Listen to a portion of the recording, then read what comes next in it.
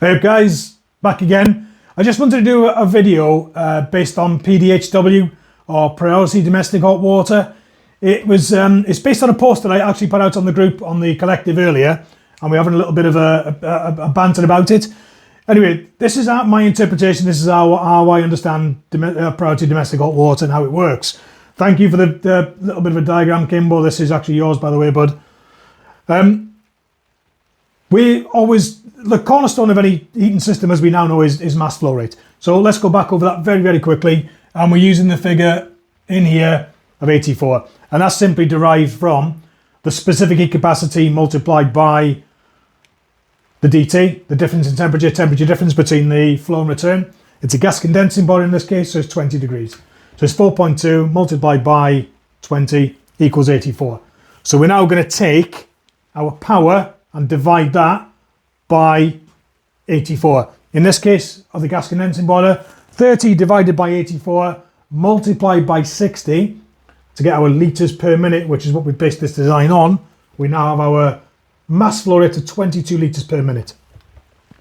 Let's consider that on a heating circuit in this case. So very quickly, it's 6 divided by 84. Again, multiplied by 60 gives us our flow rate for that circuit in this case of 4.28 litres per minute.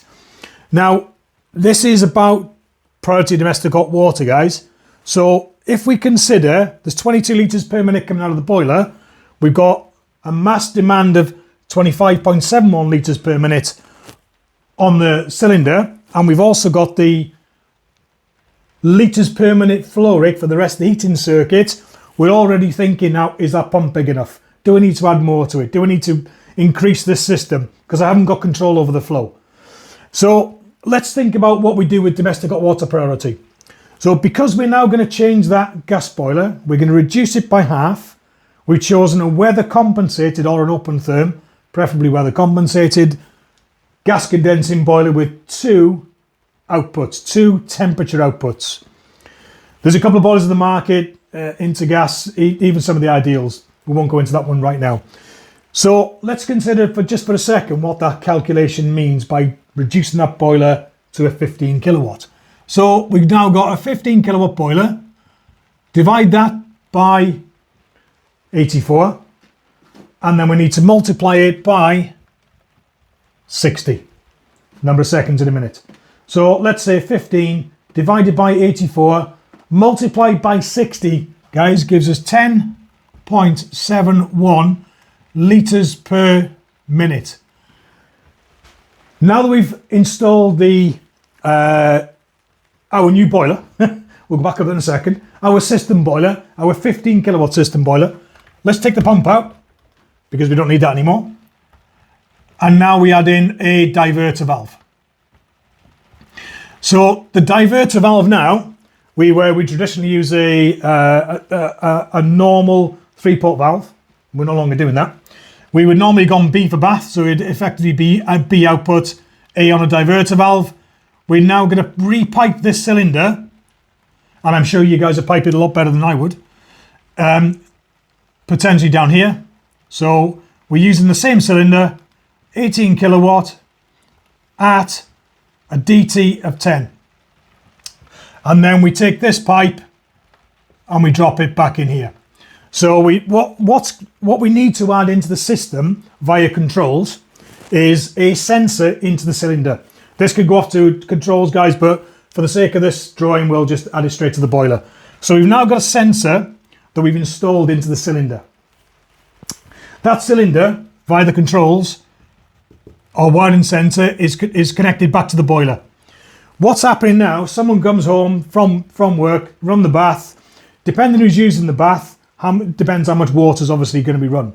So as that cylinder depletes from its fully charged temperature, that sensor senses that temperature drop, sends a signal back to the boiler via the controls to ramp the boiler to its maximum output so that it can actually recover the cylinder quick. We've got a larger coil inside of this cylinder, guys, but we'll go over that in another video. We'll go beyond the rationale and the calculations and all the rest of it, all the nice stuff in another video. So for argument's sake, this cylinder now recovers quickly, gets up to temperature. Like I said, what's happened is flow has been diverted because that signal to the boiler has now shut off flow to the heating. We've created a combi in a heating system. We can only go one way or the other. We can't do both anymore. We don't want to. Hence why we can actually reduce the size of the boiler, 15 kilowatts, which will make sense in a second. So back to the point about that cylinder recovering. It's stopped flow going off to the heating. That's now recovered. It's up to temperature. What it then does is then sends a signal back. The boiler sees that difference, opens up flow to the central heating, closes off flow to the domestic hot water. Hot water priority, but it's now closed off. What's happened now is we've now got a boiler that's set up on weather compensation. We've got a 12 kilowatt demand. It's a large property, but only a 15 kilowatt boiler. As that demand drops off via weather compensation, the boiler is modulating down. It's set to its maximum flow temperature of 55 degrees anyway. Now what we're seeing is we're seeing the flow rate reduce, we're seeing the flow temperature reduce, and it's coming down to match the demand of the property. So that 12 kilowatt demand, as that temperature outside increases, could come down to 8 kilowatts, 6 kilowatts, 4 kilowatts. The boiler is matching the demand. We've now created a very efficient central heating and hot water system by going domestic hot water priority and adding in a diverter valve, prioritizing hot water, recover the hot water quick first, fast, then divert back to heating. The heating system does switch off, but it only switches off temporarily whilst we're quickly recovering the hot water. I hope that explains it, guys. There'll be a few more videos to follow, but hopefully speak to you very soon. Cheers.